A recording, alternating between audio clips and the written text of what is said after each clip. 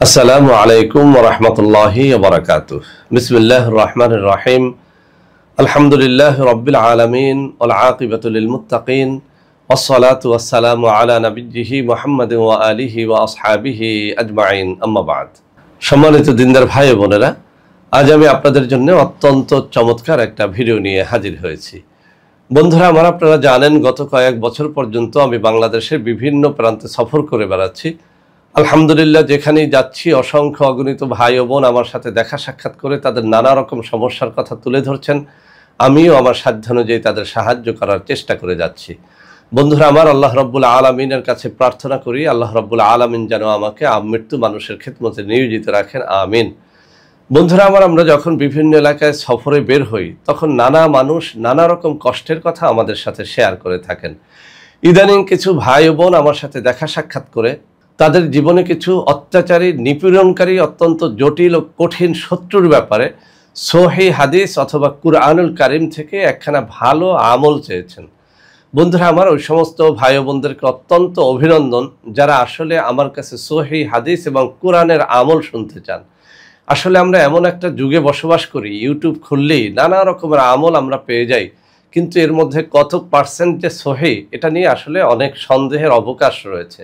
তো বন্ধুরা আমার, আজকে আমি পবিত্র কুরআনুল কারীম থেকে ছোট্ট একটা সূরার আমল শেখাবো, যে আমলটি অত্যন্ত অত্যন্ত পরীক্ষিত। আমি আবারও বলছি, যে আমলটি অত্যন্ত অত্যন্ত পরীক্ষিত।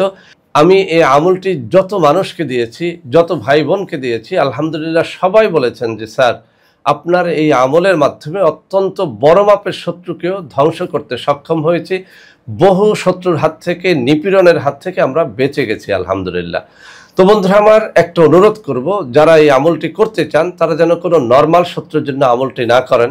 আপনার জীবনে যদি এমন কোনো শত্রু থেকে থাকে যে আপনার জীবনটাকে বরবাদ করে দিয়েছে, আপনার সন্তানাদের জীবনটাকে বরবাদ করে দিয়েছে, আপনার ফ্যামিলি এখন অস্থির হয়ে গেছে, কোনোভাবেই ওই শত্রুর হাত থেকে রক্ষা পাওয়া ছাড়া আপনার কোনো পথ নেই, তাহলেই কেবল এই আমলটি আপনারা যেন করেন।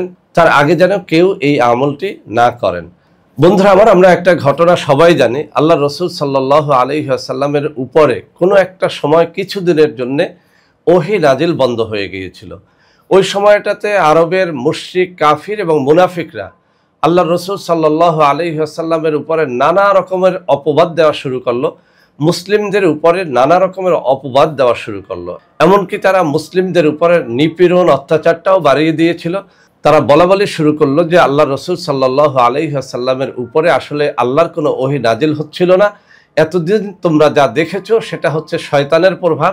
একটা শয়তান মুহাম্মাদের উপরে ভর করেছিল, ওই শয়তান যখন যা শিখিয়ে দিত তাই মুহাম্মদ আমাদের মধ্যে বলে বেড়াতো, নাউযু বিল্লাহি মিন যালিক। তো বন্ধুরা আমার, এটি ছিল আল্লাহ রসুল সাল্লাল্লাহু আলাইহি ওয়াসাল্লামের উপরে আল্লাহ রাব্বুল আলামিনের একটা পরীক্ষা। এই পরীক্ষায় আল্লাহ রসুল সাল্লাল্লাহু আলাইহি ওয়াসাল্লাম অত্যন্ত ধৈর্যের সাথে উত্তীর্ণ হয়েছিলেন। সুবহানাল্লাহি ওয়া বিহামদিহি সুবহানাল্লাহিল আযীম। আসলে প্রত্যেক যুগেই আল্লাহ নবীদের উপরে বিভিন্ন রকমের পরীক্ষা আল্লাহ রাব্বুল আলামিন দিয়েছেন, তবে মুহাম্মদুর রাসূলুল্লাহ সাল্লাল্লাহু আলাইহি ওয়াসাল্লামের উপরে সবথেকে কঠিন পরীক্ষা তিনি দিয়েছিলেন। তো যাই হোক, যখন আল্লাহ রসুল সাল্লাল্লাহু আলাইহি ওয়াসাল্লামের উপরে সূরাতুদ দুহা নাজিল হলো, তখন মূলত মুসলিম সমাজে একটা ঈদ হয়ে গেল। আল্লাহ রসুল সাল্লাল্লাহু আলাইহি ওয়াসাল্লামের সেই চিন্তিত বদনখানি নূরে নূরান্বিত হয়ে গেল। আল্লাহ রাব্বুল আলামিন সূরাতুদ দুহা নাজিল করে প্রথম আয়াতের মধ্যেই ঘোষণা করলেন, হে মুহাম্মদুর রাসূলুল্লাহ সাল্লাল্লাহু আলাইহি ওয়াসাল্লাম, মধ্যদিনের শপথ করে বলছি যখন তা আলোকময় হয়ে যায়, এবং ওই রাতের শপথ করে বলছি যখন তা গভীর হয়ে যায়, আপনার প্রতিপালক আপনাকে পরিত্যাগ করেন নাই। সুবহানাল্লাহি ওয়া বিহামদিহি সুবহানাল্লাহিল আযীম। তো বন্ধুরা আমার, মূলত আল্লাহ রাব্বুল আলামিনের কোনো শপথ করে আল্লাহ রসুলের উপরে কোনো কথা বলার কোনো দরকারই পড়ে না। তারপরও আল্লাহ রসুল সাল্লাল্লাহু আলাইহি ওয়াসাল্লাম যেহেতু কিছুদিনের জন্য একটু চিন্তিত হয়ে গিয়েছিলেন, তাকে সান্ত্বনা দিয়ে আল্লাহ রাব্বুল আলামিন সূরাতুদ দুহা নাজিল করলেন। সুবহানাল্লাহি বিহামদিহি সুবহানাল্লাহিল আযীম। তো বন্ধুরা আমার, এই ঘটনা থেকেই কিন্তু সূরাতুদ দুহার একটা আলাদা মর্যাদা রয়েছে। বিশেষ করে মুসলিম সমাজে যারা অন্তত চিন্তিত হয়ে পড়েন, তারা যদি সূরাতুদ দুহার যে কোনো একটা আমল করেন, ইনশাআল্লাহ তাদের চিন্তা দূর হয়ে যায়। তো বন্ধুরা আমার, সূরাতুদ দুহা যেভাবে আরবের মুশরিক কাফের মুনাফিকদের মুখে চুনকালি মেখে দিয়েছিল, এই সূরাতুদ দুহার আমল শত্রুর মুখেও সেভাবে চুনকালি মেখে দেয়। অর্থাৎ এটির মাধ্যমে শত্রু হালাক হয়, ধ্বংস হয়, শত্রুর অত্যাচার নিপীড়নের হাত থেকে আল্লাহ রাব্বুল আলামিন আমাদেরকে হেফাজত করেন। তো বন্ধুরা আমার, সূরাতুদ দুহার আমল বিভিন্ন কাজের জন্য করা হয়ে থাকে। আজকে আমি শুধু সূরাতুদ দুহা কিভাবে শত্রু দমনের জন্য, শত্রু হালাকের জন্য, শত্রুর নিপীড়নের হাত থেকে বাঁচার জন্য করবেন, আমি সেই পদ্ধতিটা শুধুমাত্র শিখিয়ে দেব। বন্ধুরা আমার, এই অংশটুকু খুব মনোযোগের সাথে শোনার চেষ্টা করবেন। যদি আপনি মনোযোগের সাথে না শোনেন তাহলে আপনার আমলে হয়তো ভুল হয়ে যাবে, আর যখন ভুল হবে তখন হয়তো আপনি আমলের দ্বারা সঠিক ফলটা পাবেন না। আরও একটা কথা আমি আপনাদেরকে স্মরণ করিয়ে দিতে চাই, পবিত্র কোরআনুল কারীম থেকে কোনো একটা সূরার আমল যখন আপনি করবেন, সেটা যে উদ্দেশ্যে হোক না কেন, আপনি অবশ্যই আপনার দেহ, মন, মুখ সবকিছু পবিত্র রাখার চেষ্টা করবেন। অবশ্যই আপনি 5 ওয়াক্ত নামাজ জামাতের সাথে আদায় করার চেষ্টা করবেন, রোজা রাখার চেষ্টা করবেন, ভোর রাতে তাহাজ্জুদ পড়ার চেষ্টা করবেন। বিশেষ করে এই শত্রু দমনের এই সূরাতুদ দুহার আমলটিও যারা করতে চান, তারা অন্তত তাহাজ্জুদ গুজার যেন হন, 5 ওয়াক্ত নামাজি যেন হন, মাঝে মধ্যে নফল রোজা রাখার অভ্যাসটা যেন করেন। কেননা আপনি একটা মহা মুসিবত থেকে আশ্রয়ের জন্য আল্লাহ রাব্বুল আলামিনের একটা সূরা পাঠ করতেছেন, একটা সূরার আমল করতেছেন। আপনি যদি বেনামাজি, বেরোজদার অবস্থায়, নেশাখোর অবস্থায়, অপবিত্র দিলে, অপবিত্র মুখে এই আমল করেন, তাহলে এর দ্বারা আপনি কোনো ফায়দা তো পাবেনই না, উল্টো আপনার উপরে আল্লাহর লানত আসার সম্ভাবনা থাকবে। তো বন্ধুরা আমার, কথা না বাড়িয়ে আমি আমলটার পদ্ধতিটা শিখিয়ে দিচ্ছি।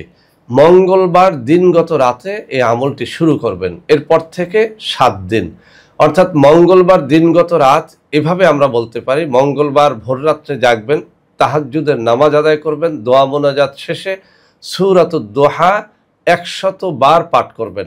কোনো কোনো কিতাবের মধ্যে এভাবে বলা হয়েছে, ফজরের নামাজের আজান হয়ে গেলে সাথে সাথে ওযু করে 2 রাকাত সুন্নাত নামাজ পড়ে নেবেন, জায়নামাজে বসে তখনই সূরাতুদ দুহা 100 বার শুদ্ধরূপে পাঠ করবেন, এরপরে ফরজ সালাত আদায় করবেন। বন্ধুরা আমার, আবার কিছু কিতাবের মধ্যে এভাবে বর্ণনা করা হয়েছে, ফজরের সালাত আদায়ের পরে, সালাম ফিরানোর পরই কারোর সাথে কথাবার্তা না বলে ইশরাকের নামাজের পূর্ব পর্যন্ত এই সূরাতুদ দুহা পাঠ করবেন।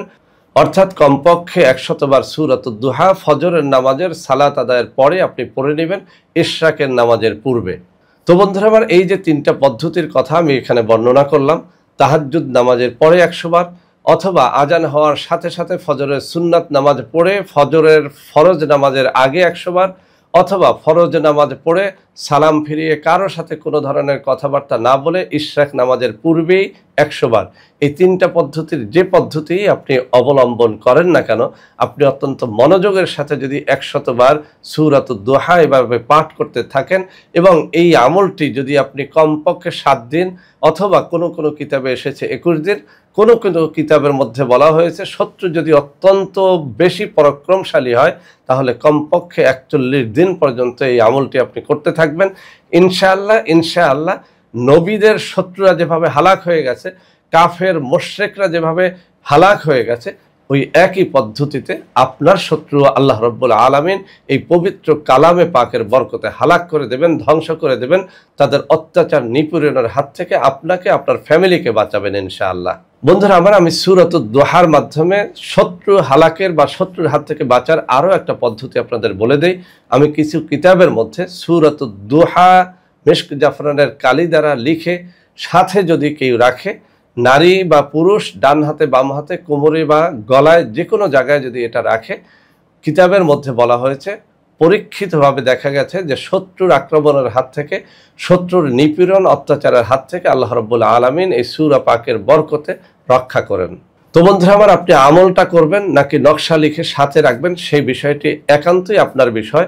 তবে আবারও আমি সতর্ক করে দিচ্ছি, যাদের শত্রু নরমাল তাদের জন্য এই আমলগুলো নয়, শুধুমাত্র তাদের জন্য আমলগুলো যারা শত্রুর হাত থেকে কোনোভাবেই বাঁচতে পারতেছেন না, কোনোভাবেই শত্রুর অত্যাচার নিপীড়নের হাত থেকে রক্ষা পাচ্ছেন না, তারাই যেন এই আমলটা করেন।